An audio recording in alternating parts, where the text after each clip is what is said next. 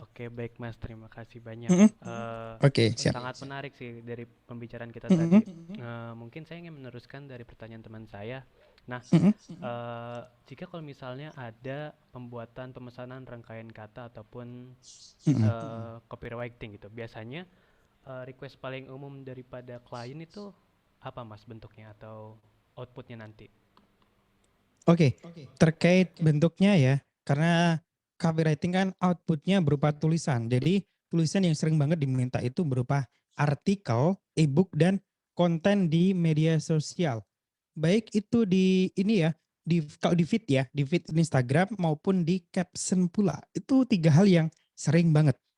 Yang cukup jarang karena memang tergantung kebutuhan klien itu adalah bikin skrip untuk podcast dan video. Itu. Itu termasuk ini ya, yang lagi berjalan pula bikin skrip untuk salah satu podcast.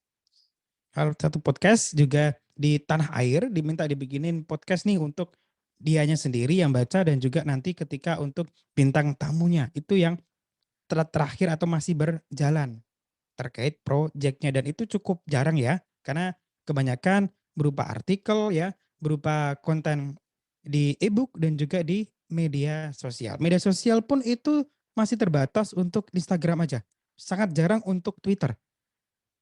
Kecuali kalau Twitter ini ketika saya masih bekerja dulu di tempat perusahaan saya yang sebelumnya itu masih bikin konten di Twitter. Kalau sekarang menawarkan jasa sangat jarang. Karena memang ya penggunaan orang untuk konten ini masih banyak di Instagram. Meskipun ada TikTok ya.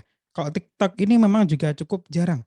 Mereka cenderung paling kalau cuma TikTok ya satu atau tiga kalimat aja. Terutama dibikin untuk ditaruh di captionnya TikTok. Itu juga termasuk jarang sih. Wah, menarik sekali Mas. Tadi ada yang baru juga tuh, yang saya baru tahu adalah podcast ternyata juga masuk dalam kategori pesanan di copywriting ini ya. Nah, Iya, betul. eh, saya sebagai mahasiswa jadi tertarik untuk Mm-mm. masuk ke dunia copywriting nih Mas. Nah, cuman saya pengen tahu nih, ada nggak sih saran ataupun tips dari Mas Raharjo untuk kami para mahasiswa yang ingin menggeluti bidang copywriting ini?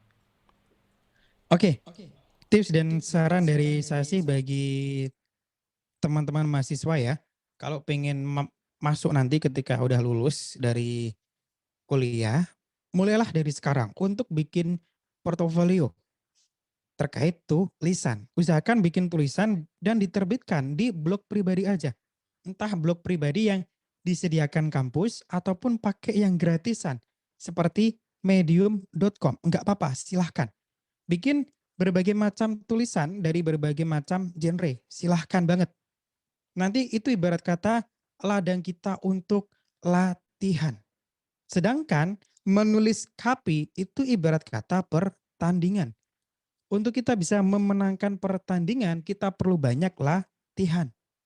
Nggak lucu dari pas kita misalkan habis lulus ya, pengen masuk ke dunia kepenulisan, entah itu content writing atau copywriting dan turunannya. Ternyata jarang banget atau nggak punya portofolio berupa tulisan. Nah itu yang kacau, repot pula.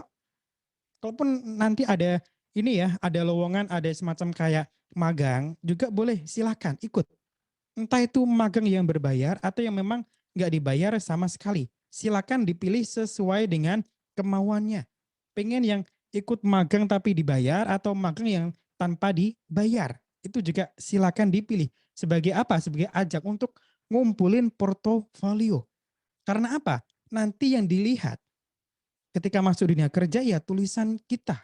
Apakah tulisannya ini nanti bakal enak dibaca, enak didengar, dan enak ketika dilihat atau enggak? Itu bakal kelihatan. Karena apa? Karena percuma. Kalau kita berbusa-busa ngaku berpengalaman ya dan sebagainya terkait dunia kepenulisan, tapi tulisannya masih belepotan, masih banyak salah memilih kata, masih salah pas bikin kalimat, itu juga nanti jadi penilaian daripada perusahaan ya. Nah, ketika masuk ke perusahaan pun juga ingat, lihat level atau tingkat daripada perusahaannya itu. Apakah termasuk perusahaan yang ibarat kata masih UMKM ya, ataupun tingkat multinasional atau bahkan perusahaan besar nasional. Itu juga bakal berbeda. Biasanya perusahaan yang tingkat UMKM ya, semacam startup atau agensi yang masih ini ya, masih baru di tingkat lokal, itu biasanya mereka ini meminta kita bikin tulisan apakah punya nilai lebih terkait skillnya. Nilai lebih berupa apa? Apakah ngerti terkait desain atau enggak? Biasanya itu. Jadi ada semacam kayak ya ketika ada lowongan content writer atau copywriter itu biasanya cuman definitif aja. Prakteknya atau terkait job desk-nya itu ya bikin content writing, bikin pula copywriting. Dan memang nggak semua orang itu bisa bikin dua-duanya. Ada yang lebih suka atau lebih jago bikin copywriting, ada pula yang jago content writing. Seorang copywriter bisa dengan mudah jadi content writer. Tapi kalau content writer belum tentu ya, belum tentu bisa pula jadi copywriter karena memang skillnya berbeda. Jadi perlu diingat pula. Ini kalau di perusahaan tingkat startup, tingkat UMKM ya, tingkat ibaratnya tingkat masih bawah, tingkat menengah. Tapi kalau udah menengah ke atas, perusahaan besar nasional, bahkan multinasional, ada tes terkait tata bahasa. Ketika nanti interview dan juga wawancara itu bakal kelihatan nanti. Jadi nanti job desk-nya memang lebih ini ya, lebih lebih fokus bikin tulisan aja tanpa ngurusin yang namanya desain, tanpa ngurusin bikin video, strateginya seperti apa, tanpa itu.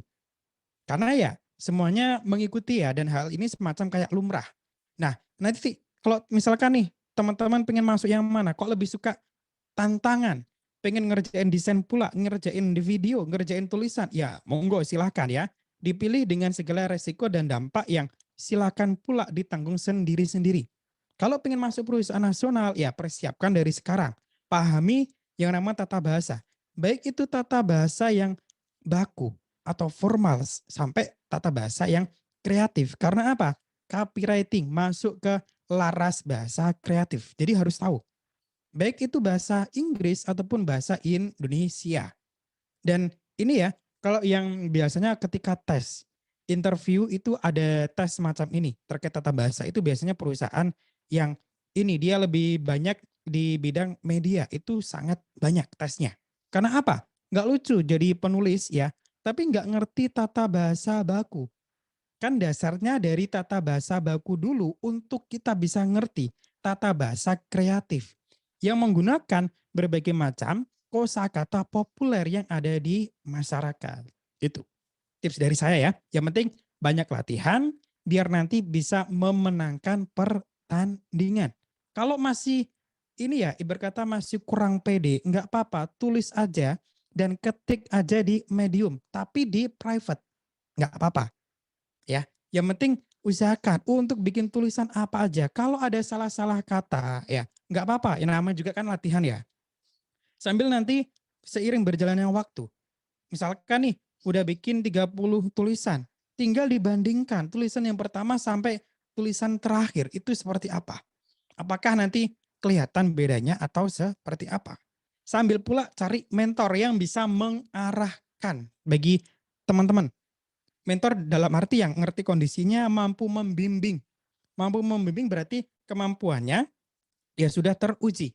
Sehingga apa? Sehingga mampu mengarahkan seseorang sesuai dengan tujuannya. Itu sih tips dari saya, semoga membantu.